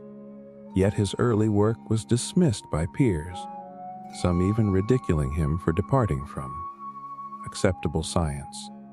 The suppression here wasn't burning books, it was social ostracism. But the effect was the same: silence the narrative before it spreads. As you reflect, let this awareness sink deeper. Every civilization, every age, seems to wrestle with a choice: reveal the truth of human continuity or bury it under dogma, secrecy, or ridicule. And still, like a seed that cannot be killed, the knowledge returns. Near-death testimonies resurface. Mystical visions reappear. Scientific anomalies refuse to disappear. The suppressed truths seem determined to rise again, like consciousness itself refusing to be extinguished. So ask yourself, what truths have you always suspected but been told to ignore? Have you felt moments when your intuition whispered that life is larger, longer, more enduring than anyone admits? These whispers might not be illusions. They may be fragments of the very records that were hidden from you. And as you drift deeper into this chapter, imagine all the buried knowledge, suppressed for centuries, rising gently to the surface of your mind, like long-lost pages floating back into the book of existence, waiting for you to read them once more. What if the greatest secrets about death and consciousness were never hidden in vaults or secret libraries, but placed in plain sight, waiting for those with the eyes to see? Imagine walking past the same symbols, stories, and patterns every day, unaware that they were carefully designed to whisper truths about the afterlife. Think about it. What if the universe itself leaves little breadcrumbs everywhere? In art, in nature, in language, even in the way your dreams unfold at night. What if these are not coincidences, but intentional echoes pointing to realities beyond the physical? And here's a question to stir something deeper in you. Do you believe that the world around you is just random scenery? Or could every detail carry meaning about your soul's journey? Tell me, have you ever seen a symbol, a dream, or a pattern in your life that felt like more than chance? Consider ancient Egypt. The pyramids weren't just burial chambers. Their architecture encoded mathematical alignments with the stars, particularly Orion's belt, which the Egyptians associated with Osiris, god of the afterlife. Scholars like Dr. Robert Bovell have argued that the entire Giza Plateau was designed as a celestial mirror, a kind of map guiding the soul after death. To tourists, they look like piles of stone. To initiates, they were gateways of eternity. Move forward to the Renaissance. Michelangelo's fresco on the Sistine Chapel ceiling is one of the most famous artworks in the world. But look closely at the creation of Adam. The shape around God and the angels forms the outline of a human brain. Dr. Frank Meshberger first proposed this in 1990, suggesting Michelangelo hit a message divine spark and human consciousness are one and the same. Imagine how many people have stared up at that painting without realizing it might contain the blueprint of awareness itself. In India, the mandalas painted on temple walls and prayer scrolls seem decorative. Yet Carl Jung, the Swiss psychiatrist, believed they were psychological maps of the inner self, guiding consciousness through death and rebirth. He wrote, "Mandalas are vessels of transformation. To villagers, they are just patterns. To seekers, they are instructions for eternity. Even modern science leaves clues." In 1944, Max Planck, father of quantum theory, said, "I regard consciousness as fundamental. We cannot get behind consciousness." It's a line often quoted but rarely absorbed. Imagine, etched into the foundation of modern physics, is the suggestion that everything we see is secondary to awareness. Scientists read his words, students memorize them, yet most never pause to consider what they imply, that consciousness may not end with death, because it precedes matter itself. Think about your own life. Have you ever seen repeating numbers, 11 to 11 on a clock, sequences that seem to arrive at just the right moment? Many dismiss these as coincidences. But what if they are small cracks in the facade of ordinary time? Little reminders that reality is coded with patterns you are meant to notice. People who've had near-death experiences often report heightened synchronicities afterward, as if the universe itself communicates through signs once the veil has been lifted. A man once shared that after his wife passed away, he began finding white feathers everywhere, on his car seat, in his kitchen, even inside closed rooms.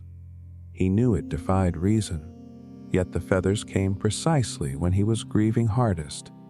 To him, these were not random. They were her way of whispering from the other side. Now, whether you believe his interpretation or not, the key is this: the clue was hidden in plain sight. He had to choose whether to dismiss it or let it open him to a larger mystery. Symbols in language also reveal hidden truths. Take the word respiration. Breathing, it shares roots with the word spirit. Across many cultures, the breath has always been seen as the bridge between body and soul.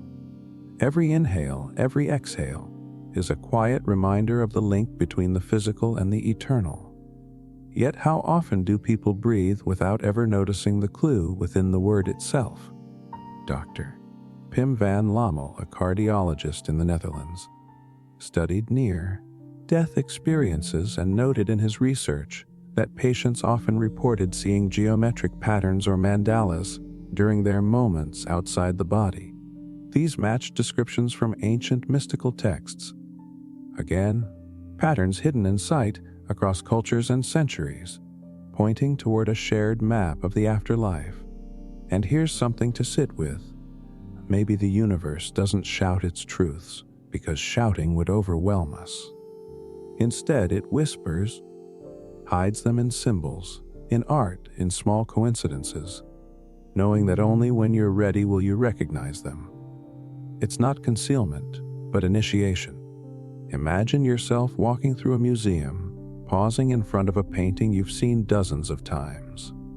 Tonight, though, you notice something new. A symbol, a hidden face, a pattern of light that feels almost alive. Suddenly, it no longer feels like paint on canvas, but like a message waiting just for you. That moment is not about the museum. It's about your readiness. The clue was always there. You just hadn't yet learned how to see. So the deeper question becomes, how many clues have you walked past already in your life? How many whispers of the afterlife, of consciousness beyond the body, were ignored because you assumed they were ordinary? Maybe the afterlife isn't far away. Maybe it's coded into every moment, hidden in plain sight. As you let these thoughts drift deeper, allow yourself to consider this. Perhaps death itself is just the final unveiling of the greatest clue of all. The realization that the patterns, the signs, the synchronicities were always pointing home. What if the very technologies you use every day, your phone, your computer, the internet itself, are not just tools of convenience but mirrors reflecting something much deeper about the afterlife? Imagine this. Billions of people around the world upload thoughts, memories, and images into the cloud. Data stored in invisible servers, retrievable at will. Doesn't it sound eerily like a digital version of consciousness existing beyond the physical body? Think for a moment, what if death is simply logging off one system, only to log into another? And here's a disturbing, yet fascinating question to stir your thoughts. If your entire digital footprint could be reconstructed into an AI that speaks and thinks like you, would that you still be you? Or would it just be a ghost, a modern afterlife born from the digital age? Researchers are already testing these ideas. Dr. Hossein Ranama of Ryerson University has worked on digital afterlife projects where algorithms analyze a person's emails, texts, and social media posts to create an interactive avatar that continues speaking after death. To friends and family, the avatar feels hauntingly alive. Is this an imitation, or is it possible that consciousness itself could anchor into such systems? Consider cryonics companies like Alker Life Extension Foundation in Arizona, founded in 1972. They preserve human bodies, or just brains, in liquid nitrogen, waiting for future technology to reawaken them. To skeptics, it sounds like science fiction. To believers, it's a bridge to immortality. Think about that. An ancient dream of resurrection now attempted with steel tanks and refrigeration. And then there's the rise of virtual reality. In 2016, a South Korean documentary shocked the world when a grieving mother put on VR goggles and met her deceased daughter again, interacting with a digital recreation so lifelike it brought her to tears. Viewers were divided. Was it cruel illusion, or a profound new way to bridge the divide between worlds? Could VR be training us for what awaits beyond physical death? A space where thought creates reality instantly, just as mystics have always described. Even video games hold hidden parallels. In online role-playing worlds, your avatar dies only to respawn moments later. You play, you learn, you fail, you return. The cycle feels almost karmic, mirroring the ancient Hindu and Buddhist belief in samsara, the wheel of rebirth. Children growing up in the digital age are already absorbing symbolic training for reincarnation without even realizing it. Let's not forget artificial intelligence. Dr. Ray Kurzweil, Director of Engineering at Google, predicts we will reach the singularity by 2045, a moment when AI merges with human consciousness, creating a kind of digital eternity. Kurzweil himself has spoken of preserving his father's memory through collected documents, photos, and recordings, in hopes of digitally resurrecting him. If such projects succeed, would death truly be the end, or just a transition into a new format of existence? And then there are your own experiences online. Think of the times when an ad or a video appeared at the perfect moment, almost as if the system knew your unspoken thoughts. It feels uncanny, doesn't it? What if this digital synchronicity is more than just algorithms? Could the digital world already be subtly tuned to consciousness itself, offering glimpses of how reality beyond death might also respond to thought? consider blockchain technology. On the surface, it's about cryptocurrencies. But at its heart, blockchain is an incorruptible ledger, a permanent record no one can erase. Doesn't that echo the ancient mystical belief in the Akashic records? A cosmic library where every action, thought, and word is eternally stored. To technologists, it's data. To seekers, it's evidence that we are instinctively recreating spiritual truths with code. There are also darker reflections. Data never truly dies. Deleted photos, erased messages, often they can be recovered, fragments lingering like digital ghosts. The internet is filled with these remnants, haunting traces of lives once vibrant. What does that say about consciousness itself? Could it be that, like data, we too never fully disappear, only change form, waiting to be accessed again? Imagine this scenario decades from now, you're gone, but your loved ones interact with your AI, your writings, your preserved recordings. To them, your presence feels real.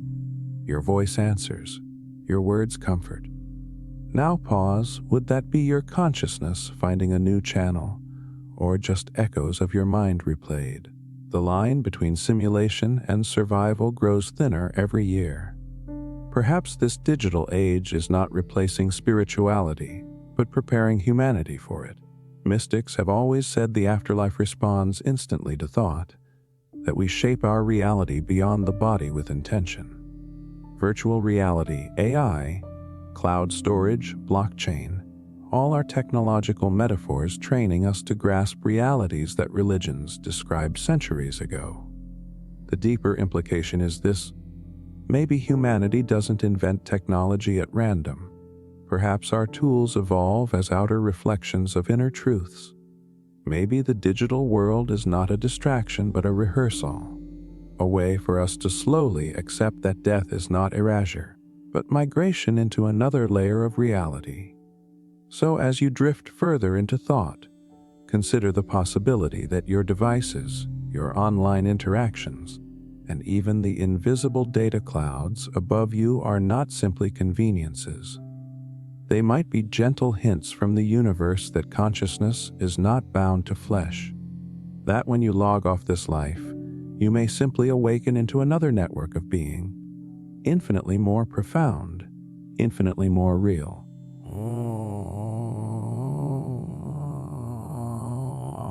What if the tools we are building right now are not just for survival, not just for progress, but are literally carving a path toward understanding life after death?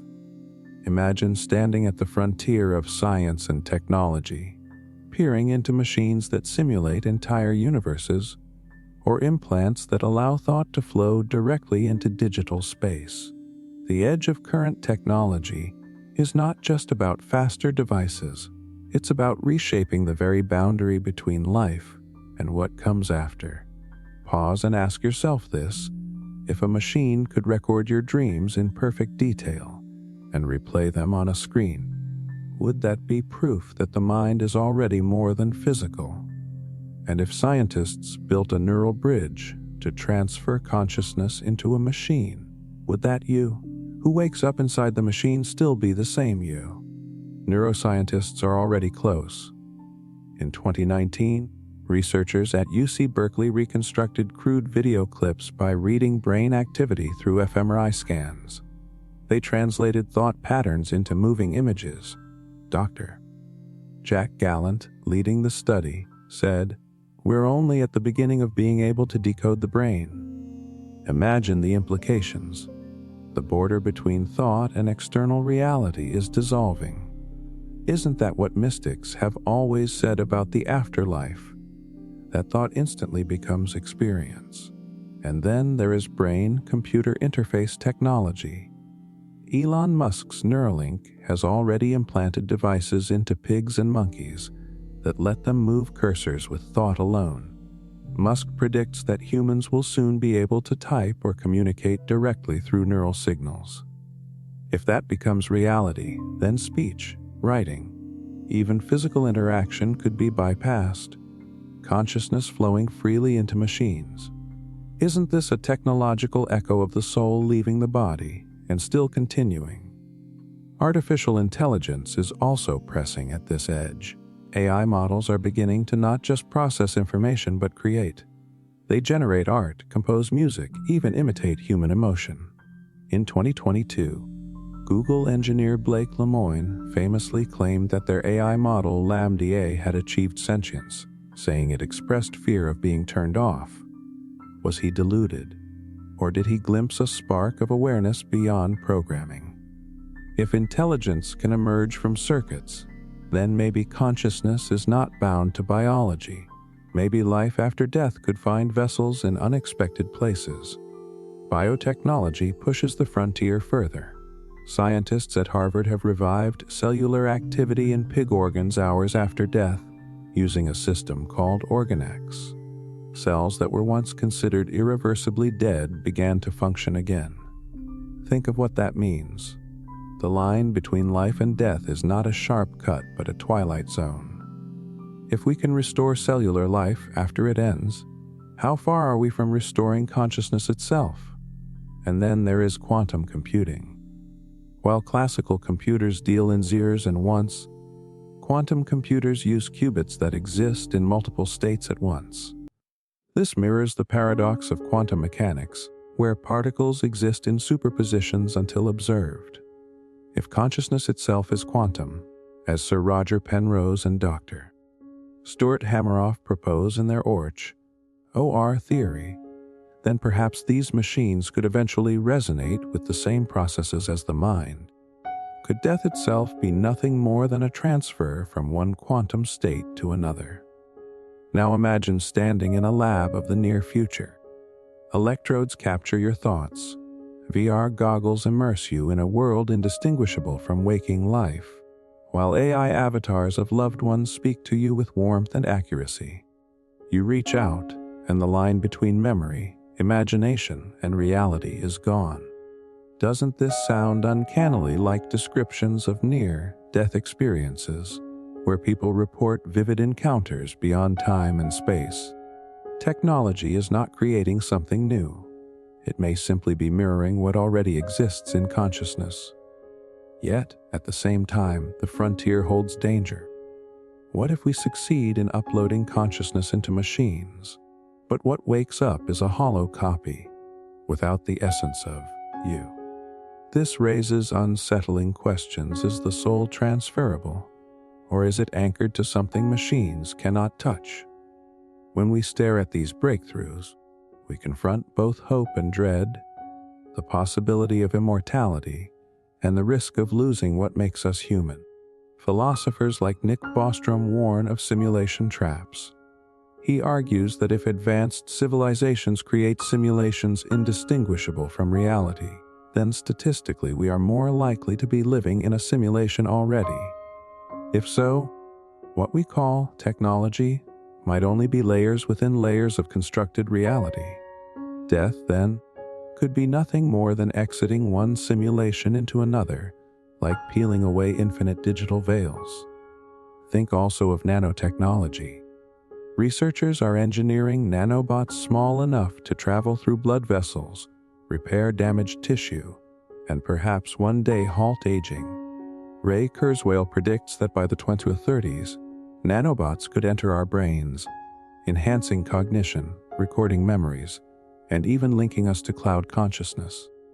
Would that not blur the line between human and eternal?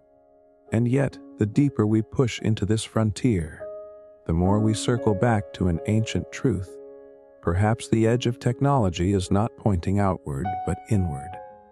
Maybe our inventions are reflections of what consciousness already knows. We are not building immortality, we are rediscovering it through silicon code and quantum logic. So, as you continue to listen, let your mind drift into the strange thought that the devices around you, the phone glowing by your bed, the invisible waves carrying signals through the air, are not merely tools. They might be whispers from the future, preparing you for the realization that death is not an end, but an upgrade into the next operating system of being. Every age of humanity has been defined by its philosophies, the stories we tell ourselves about reality, meaning, and what it means to be alive. In the ancient world, philosophy was inseparable from survival. Questions of virtue, honor, and the divine shaped entire civilizations. In the modern age, science became the dominant lens, replacing myth with measurable laws. But what of the future? As humanity edges closer to understanding consciousness and the possibility of realities beyond death, new philosophies will emerge, strange, beautiful, perhaps unsettling. These will be the philosophies of tomorrow. Imagine a society where the boundary between living and dying is no longer fixed. If consciousness continues after death, then what becomes of morality? Would crime carry consequences beyond this life? Would compassion deepen? Knowing every interaction might echo in an afterlife continuum. Tomorrow's philosophies may treat existence as a layered journey rather than a single fragile span. In such a worldview, accountability stretches further than courts or governments. It becomes woven into the very structure of reality. One possible philosophy could be called continuism, the belief that consciousness is eternal and that all experiences, both joyful and painful, serve the evolution of awareness. Unlike materialism, which views life as random chemistry, continuism would see every choice as part of a vast unfolding pattern. Imagine teaching children not only mathematics and history, but also the art of shaping consciousness, preparing them for multiple stages of reality. Death would no longer be a taboo subject, but an essential part of education. Then there is the emerging philosophy of simulationism, which has already taken root in some circles today. If reality is indeed a simulation, nested, layered, infinitely recursive, then death may be nothing more than logging out of one program and awakening in another. A simulationist ethic might emphasize mastery of one's role within the code. Instead of fearing endings, believers would focus on debugging their lives, ensuring harmony with the larger system. What you do in this program may ripple outward, influencing countless others across dimensions.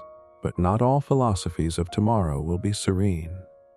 Some may question whether eternal consciousness is a gift or a burden. If we awaken in new realities after each death, does that mean suffering also continues, endlessly recycled in new forms? This line of thought could lead to a neo-Buddhist revival, emphasizing liberation from cycles rather than immersion in them.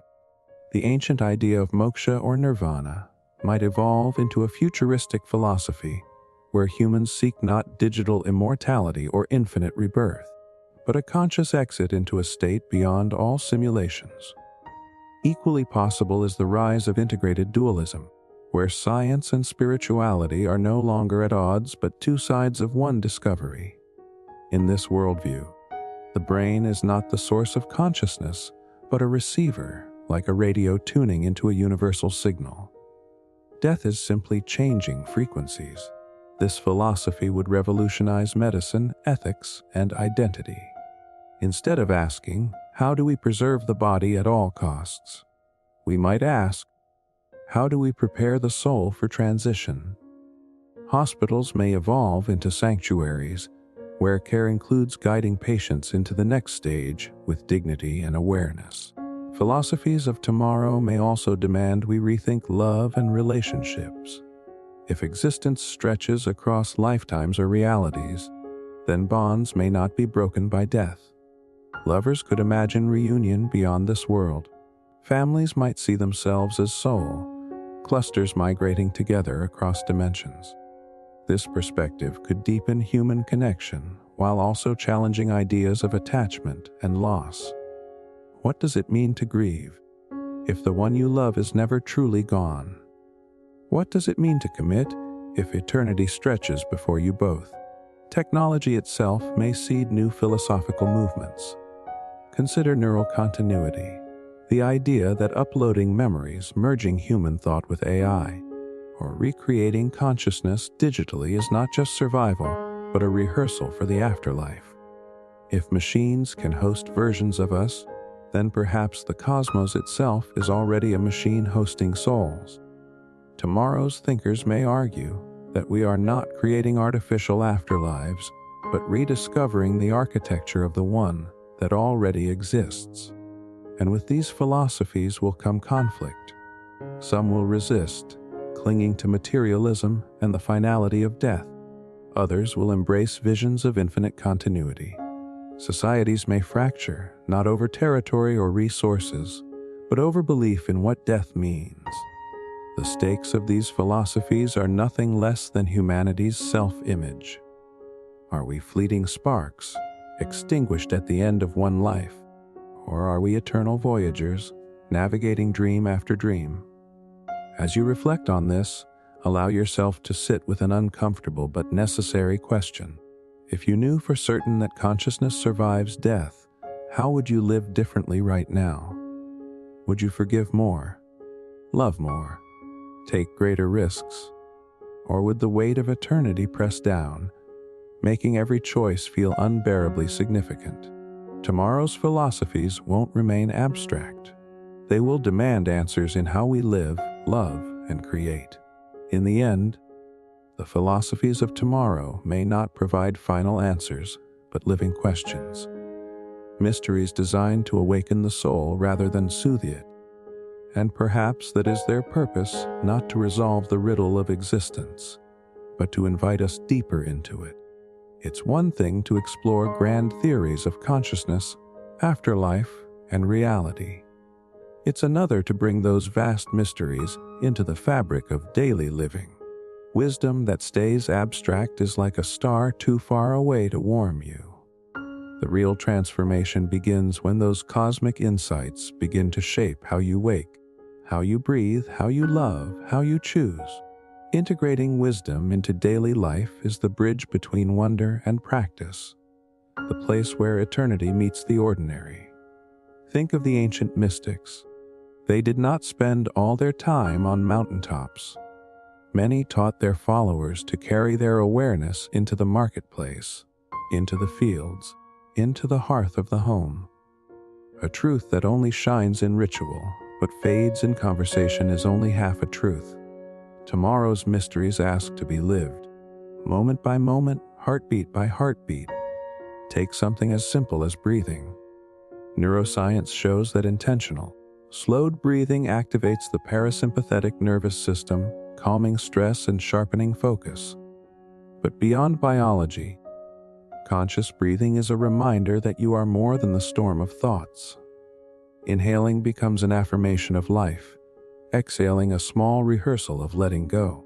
In each breath, the same pattern of birth and death repeats, arrival and release, beginning and ending, again and again. By noticing this, the abstract becomes personal. The afterlife is not just beyond you, it is rehearsed in every breath you take. Or consider relationships. If consciousness does continue, then every encounter carries echoes beyond one lifetime.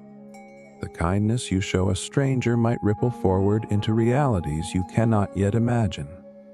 Even in the materialist frame, acts of compassion alter the chemistry of your brain, reshaping how you perceive the world. In this way, wisdom dissolves the boundary between cosmic and ordinary.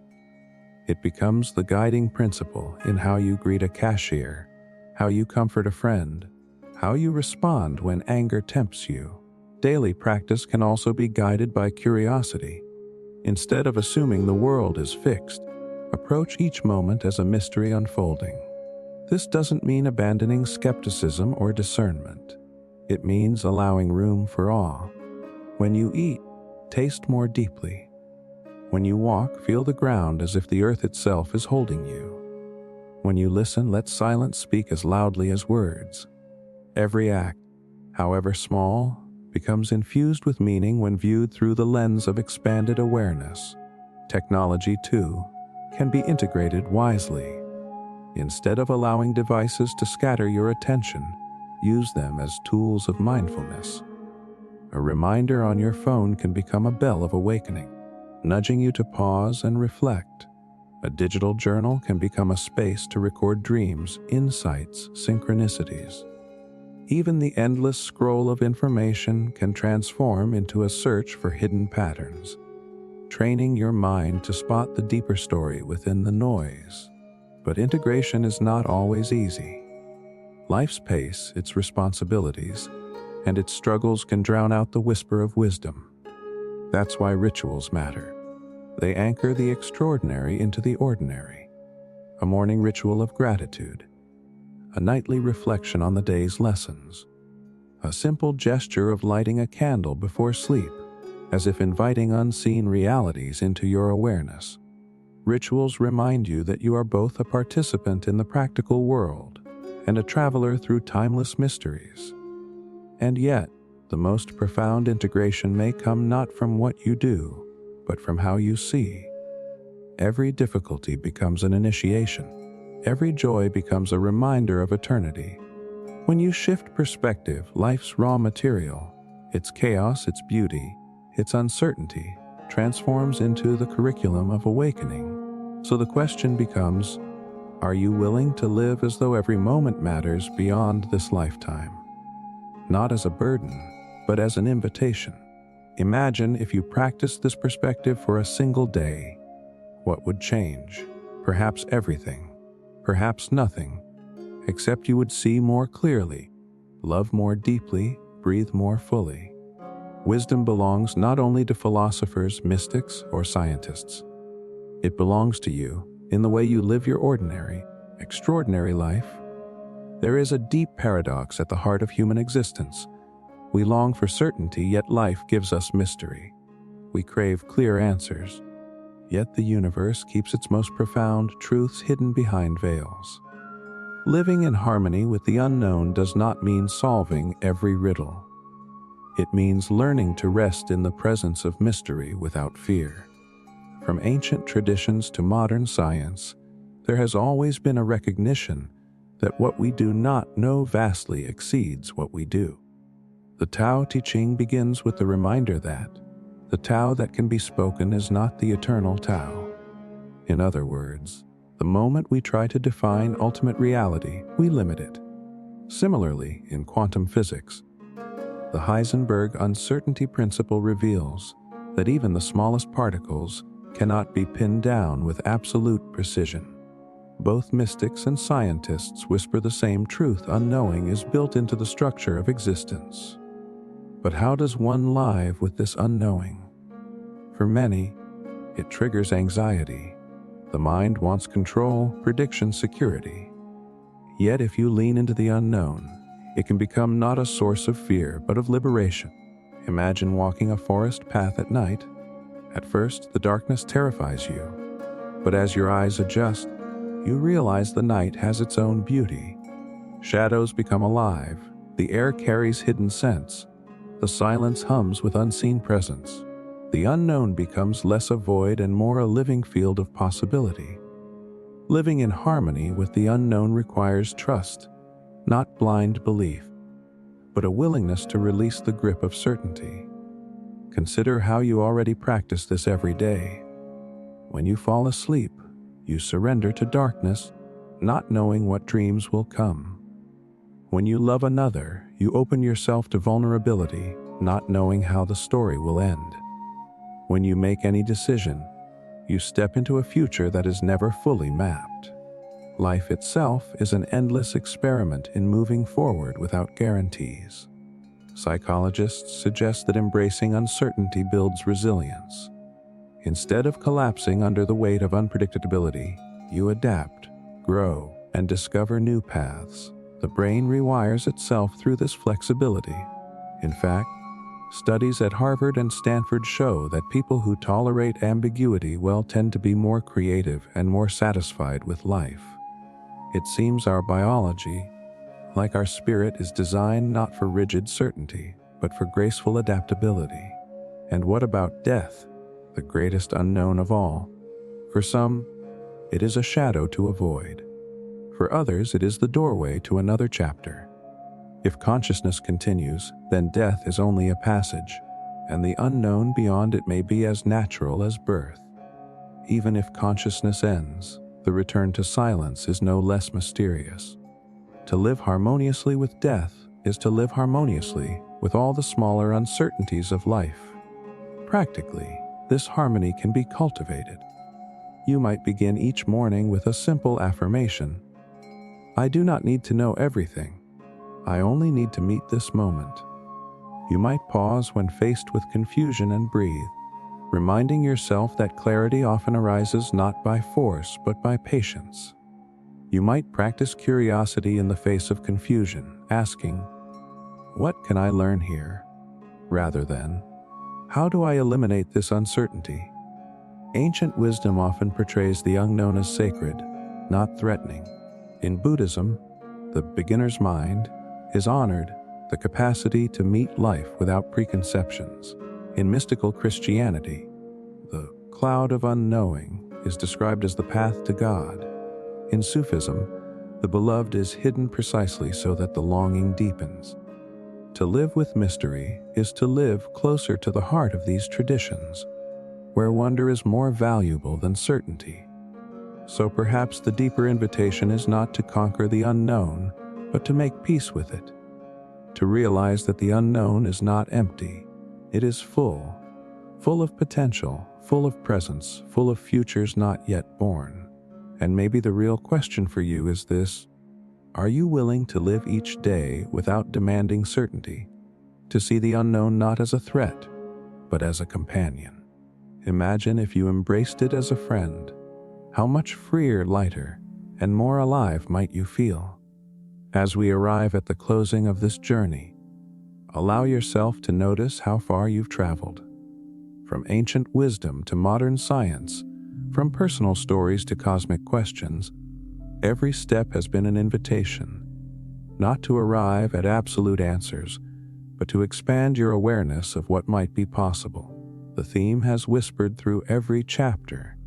Perhaps death is not an end, but a transition. Perhaps life itself is a dream within dreams. Think of how many mysteries we have touched. The symbols left by forgotten civilizations.